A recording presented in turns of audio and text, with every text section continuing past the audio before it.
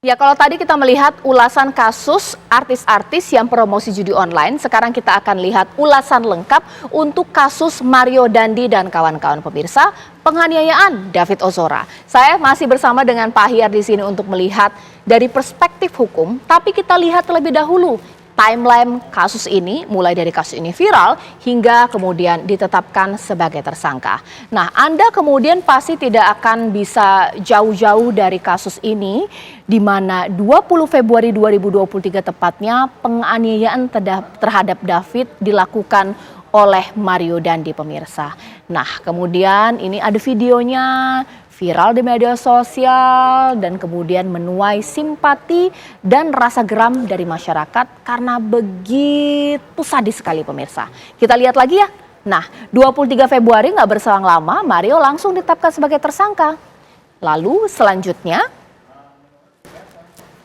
kita akan lihat waktu berikutnya atau timeline berikutnya, pemirsa, setelah ditetapkan sebagai tersangka, bahwa setelah itu polisi limpahkan tahap 1 kasus Mario ke Kejati DKI, pemirsa. Jadi memang waktunya tidak berselang lama, langsung dilimpahkan ke Kejati DKI, langsung dibalas oleh Kejaksaan, pemirsa, untuk dilakukan perbaikan.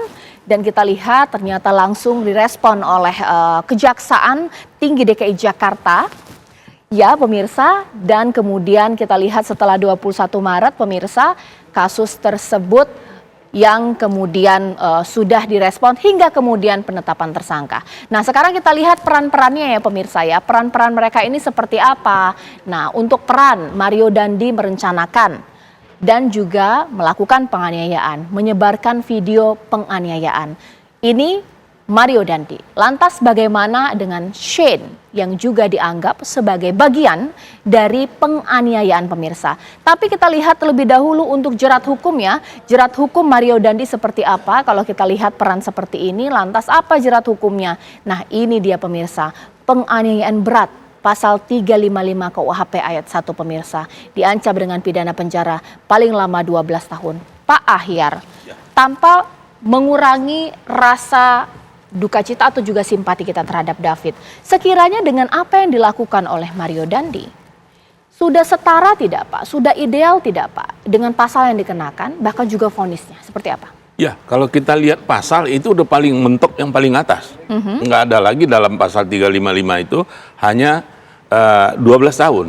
Itu udah full, nggak mungkin lagi hakim menjatuhkan lebih dari situ. Nah, kalau kita lihat sentukan ancaman pidana yang kayak yang mentok ini nggak banyak terjadi di Republik Indonesia ini, di pengadilan kita. Itu agak termasuk yang jarang-jarang. Kalau kita bandingkan, walaupun dia jarang dibandingkan dengan apa ini namanya perbuatan yang dilakukan, ini kan luar biasa. Kata hakim tadi mengatakan dalam persidangan sangat sadis. Nggak ada hal-hal yang meringankan. Nah, ini yang harus dijadikan semacam jurisprudensi di pengadilan kita, baik jaksa maupun hakim. Kalau tidak ada hal-hal yang meringankan, tuntut jatuhkan dengan pidana yang paling puncak, jangan yang di bawah. Nah, tadi saya memperkirakan kalau ada yang hal yang meringankan, tentu nggak mungkin akan diadakan yang paling top. Oke, untuk Mario Dandi hukumannya maksimum dikenakan. Lantas bagaimana untuk Shane Lucas, mulai dari peran hingga jerat hukumnya? Kita lihat lagi, pemirsa ya. Nah, ini untuk peran Shane, merekam video, melakukan pembiaran, memperlancar tindakan brutal dan sadis Mario Dandi terhadap David. Lantas apa jerat hukumnya, pemirsa, dengan peran seperti ini? Kita lihat lagi ya, untuk jerat hukumnya yakni Shane, pasal 355, pasal yang sama, penganiayaan berat, dengan ancaman pidana penjara paling lama 12 tahun. Pak, saya tidak terlalu mengerti mengenai hukum. Dengan peran seperti ini, vonis 5 tahun, tidak seberat Mario Dandi. Sudah pas tidak, Pak? Menurut hakim kan sudah pas. Karena dilihat peranan ini sejauh mana sih. Dia bukanlah aktor yang utama.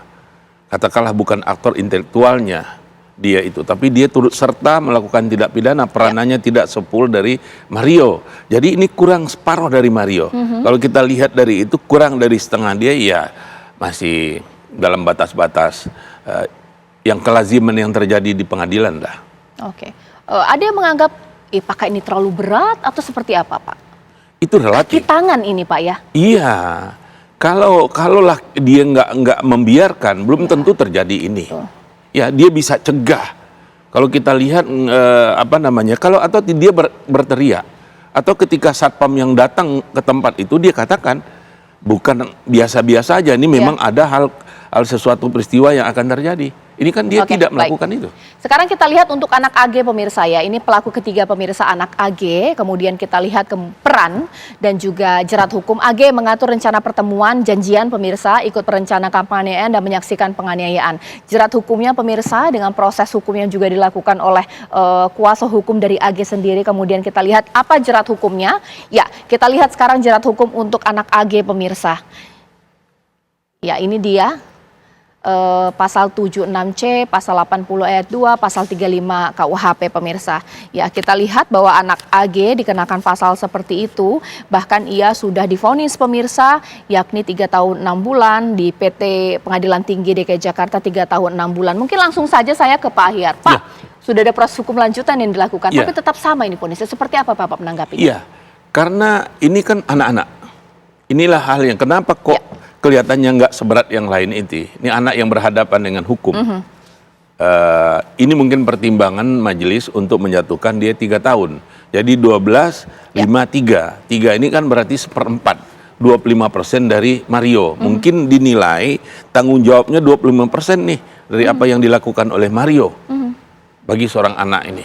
Oke, nanti sesaat lagi saya masih akan berbincang dengan Pak Ahyar Salmi. Kita akan berbicara mengenai selain peran-peran mereka adalah mengenai restitusi juga sangat penting pemirsa. Karena yang paling penting adalah pasca vonis. Lantas David masa depannya seperti apa? Sesaat lagi ya, di Apa Kabar Indonesia Malam.